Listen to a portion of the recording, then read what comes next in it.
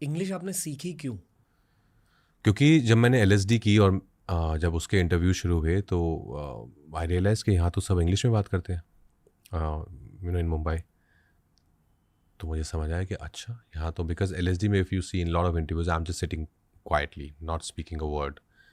फिर मुझे समझ आया कि ये लैंग्वेज तो आनी चाहिए। और बिकॉज जहाँ से मैं आया हूँ गुड़गांव, जो दोस्त भी थे आसपास के सब हिंदी भाषी हैं, and as I said English was just a subject for us कि ये जैसे सोशल स्टडीज़ है, मैथ्स है, ऐसे इंग्लिश है, इसको पढ़ के इसमें मार्क्स ला के पास होना होता है। बिकॉज कोई भी लैंग्वेज आपको बोलने से आती है, आपका एनवायरनमेंट आपको वो लैंग्वेज सिखाता है, और वो कभी था नहीं। फिर यहाँ पे आया तो समझ आया कि ये तो चाहिए। Then of course I started speaking, conversing in English with people, टूटी फूटी जैसे भी तोड़ मरोड़ के सुन के बहुत सीखता था मैं सुन के कि अच्छा ये क्या, अच्छा ही के साथ डोंट नहीं आता, ही के साथ डजंट आता है, ओके ओके। तो ये सब सीख के फिर लोगों से पूछता भी था कि एक सेकंड ये आपने यहाँ पे ऐसे क्यों बोला है, अच्छा ओके हाँ। इसके बारे में थोड़ा सा बात करना है क्योंकि ये एक बहुत की स्किल होती है जिसके बारे में हमारे देश में ज़्यादा खुल के बताया नहीं जाता क्योंकि लोग शर्मिंदा होते हैं इंग्लिश ना जानने की वजह से, which is a very weird. ये अपना कॉलोनियल हैंगओवर है कि इंग्लिश नहीं पता है मतलब आप खराब हो। करेक्ट। पर उस थॉट की वजह से लोग पूछते भी नहीं। एंड ऑनेस्टली आपकी इंग्लिश बहुत अच्छी है, लाइक आई डिडंट नो बहुत दिस। बेटर होगी अभी से, तो बहुत बेटर है पहले से। बचपन में मैं सभी से हिंदी में बात करता था। स्कूल जाकर जब आप हिंदी में बात करने लगते हो अपने दोस्तों के साथ, आपको थप्पड़ मिलते हैं आपके टीचर्स। Really? हाँ यहाँ मुंबई में? हाँ, कि आप इंग्लिश में क्यों नहीं बात कर रहे। ओह और थप्पड़ मार मार के ना आपसे वो हिंदी हटाई जाती है थोड़ी सी एटलीस्ट। और मैं कॉन्वेंट स्कूल में था टिल 4th स्टैंडर्ड। उसके बाद भी जहाँ गया वो एक थोड़ा सा फैंसी और स्कूल था, रिलायंस का स्कूल। वहाँ मेरे लिए भी एक कल्चर शॉक था क्योंकि मैं एक बहुत बेसिक स्कूल से था। तो सोचो अगर उस बेसिक कॉन्वेंट स्कूल में इंग्लिश को लेकर इतनी घिसाई हो रही थी तो यहाँ कैसे घिसाई हो। करेक्ट। मेरे प्रोनाउंसिएशंस अच्छे नहीं थे, मेरी इंग्लिश एक्चुअली खराब थी as compare to the average. तो घिसाई की वजह से मुझे इंग्लिश इंप्रूव करनी पड़ी, पर ये करते करते ना मेरी हिंदी थोड़ी सी खराब हो गई। करेक्ट क्योंकि आप थप्पड़ खाते थे हिंदी बोलते, प्रैक्टिस आदत छूट गई। हाँ। तो जब हमें यूट्यूब स्टार्ट करना था इन हिंदी, मेरा एक इंग्लिश चैनल था पहले, हमने एक नया जहाँ ये चैनल अभी वो थोड़े टाइम बाद स्टार्ट हुआ और मुझे हिंदी के ट्यूशन्स लेने पड़े।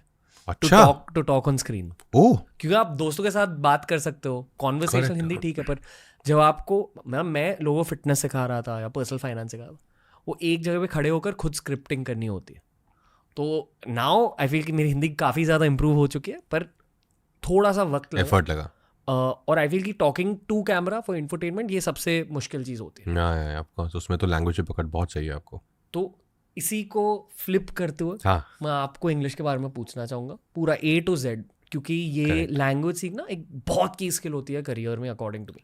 नहीं, ऑफ कोर्स आई थिंक क्योंकि इंग्लिश एक यूनिवर्सल लैंग्वेज है, आप कहीं बाहर ट्रैवल भी करते हैं तो इट ऑलवेज हेल्प्स।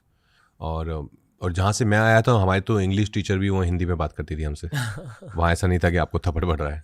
वहाँ पे अगर मैं अपने दोस्तों में ज़्यादा इंग्लिश बोल दूँ, अरे अच्छा ओ बड़ा अंग्रेज बन रहा है, वहाँ जैसे वाला था कि they look down upon you कि अच्छा इतनी इंग्लिश बोल रहा है। तो जब वैसे मैंने बताया कि LSD के बाद रियलाइज़ कि यार कुछ करना पड़ेगा इसका, तो मैंने पढ़ना शुरू किया।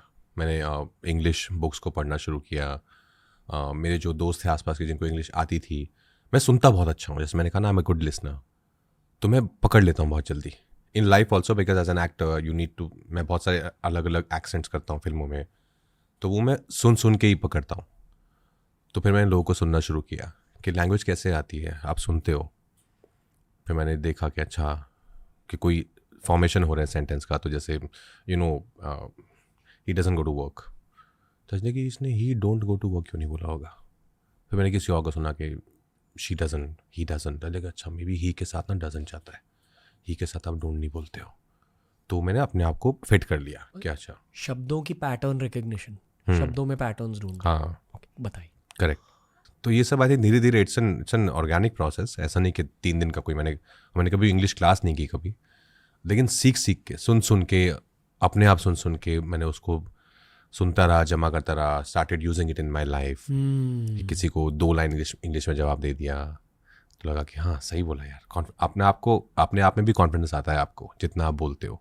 जैसे I am sure when you started out in Hindi and now you must be feeling more confident than how you were earlier. हाँ डेफिनेटली, मतलब वही ज़्यादा बात करके। करेक्ट, ज़्यादा बात करके। तो वही हुआ मेरे साथ भी